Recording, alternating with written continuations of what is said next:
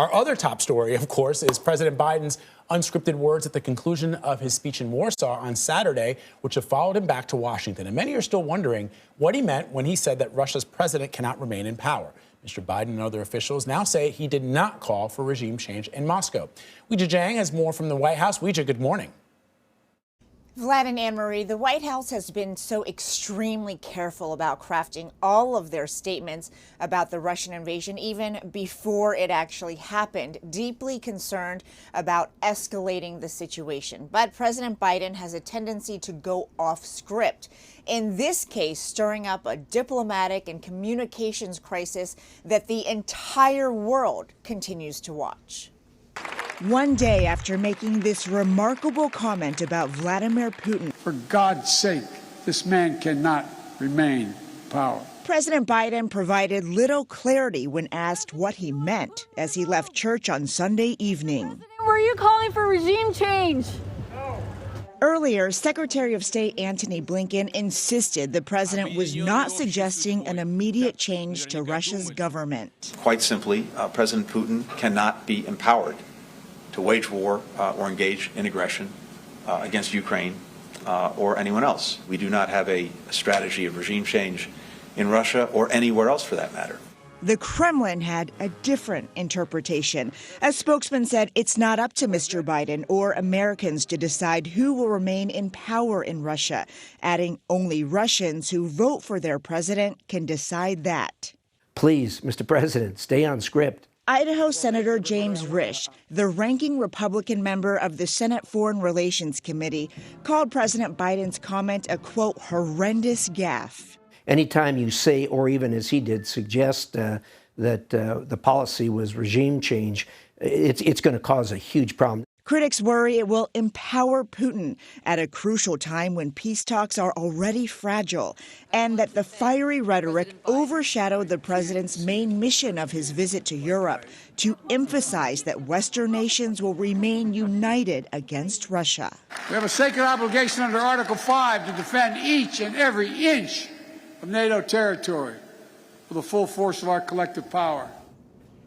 This week, President Biden will try to shift some of the focus back to his domestic agenda. In fact, in less than 2 hours, around 11 o'clock, he is set to unveil a brand new budget proposal, which includes a tax hike on some of America's wealthiest people, trying to make sure that billionaires pay at least 20% of all of their income. Vlad and Anne-Marie? Weijia, so in regards to what the president said off the cuff over the weekend, I'm wondering if there is concern in Europe that, that not only does this feed into the narrative that Vladimir Putin has been floating for a very long time, that the West wants to get rid of him, but also that it could, encourage further aggression from him. Well, French President Emmanuel Macron said exactly that. And it's not so much about, Russian aggression escalating, but rather about the peace talks that they are trying to have to end the aggression altogether. And so Macron said that I wouldn't use those terms because I continue to speak to President Putin because what do we want to do collectively, he asked. He said the main goal here is to get him to stop. And to not use any words that might escalate the situation, which, of course, is exactly what the White House strategy has been from day one. In fact, they have been so careful with all of their statements, with all of President Biden's speeches, to make sure that everything he says is very controlled so that there is not the potential to aggravate or to worsen the situation. But we also know that President Biden often goes off script. So in this case, it led to this diplomatic and communications crisis that the entire world is watching. This is certainly not the first time, even when it comes to the Russian invasion. You'll remember that many of his top administration officials, including the Secretary of State, said that the sanctions package before Putin actually went into Ukraine was always meant to deter, that it was going to serve as a deterrent. And then, during this trip in Europe, and even before that, President Biden came out to say, look, we never thought that the sanctions were going to deter. That was not the point of them. So it's just a reversal of what the administration had so carefully crafted. And this is certainly another example, because as soon as President Biden said those words, that Putin should not remain in power, White House aides were scrambling to walk it back and try to clarify, and they continue to do that today.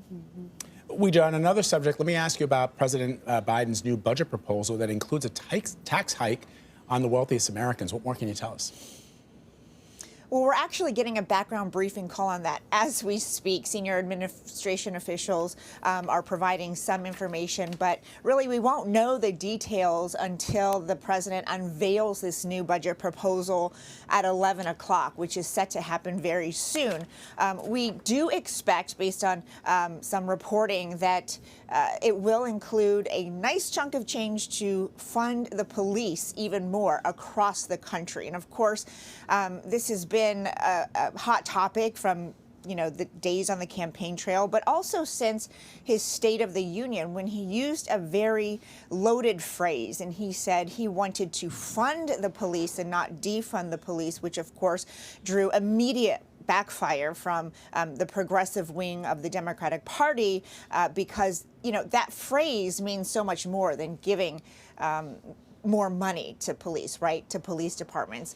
It has a lot of context behind it, and that is the words that he chose, and so it sparked a lot of controversy. But now the president is planning to put money where his mouth is, literally, by offering tens of billions of more dollars for police training, for more federal prosecutors. So I think that is certainly something to watch, in addition to chunks of money for some of those social spending programs that he's been talking about since day one. So we'll have many more details later in the day. Yep. Vlad and Anne-Marie. Looking forward to it. Weijia, thank you.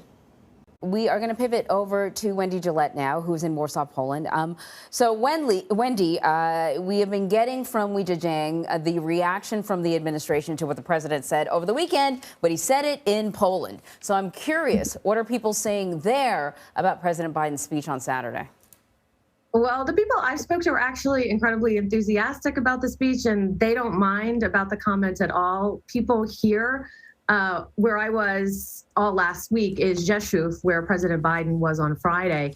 And that city, it's the largest city near the border, the Ukraine border, and people there are really concerned about the war spilling over to them. So they are definitely not fans of Russian President Vladimir Putin, and kind of would not want him in power. And so they're just very, very worried. And when they see the American presence, several people that I spoke to said, we see the American soldiers from the 82nd Airborne Division. They comfort us. We know that we have America's support. The motorcade here, everywhere the president went, it was absolutely lined with people waving Polish and Ukrainian flags. So a lot of support here for the U.S. and for President Biden. And at least the people I spoke to, it was more that they wish the White House didn't walk back his comments. Wendy, let me ask you about the refugee crisis near the border between Poland and Ukraine. I mean, we've already reported on the millions of refugees that have streamed across the border into Poland and other parts in Eastern Europe, specifically also young children. What are you seeing?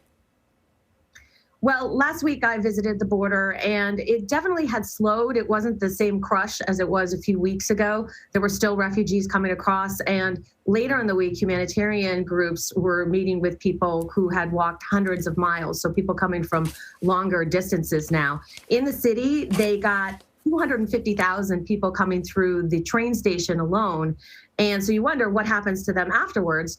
I talked to city officials, and only 2,500 of them have actually stayed in the city. Most have gone on to other cities, other countries.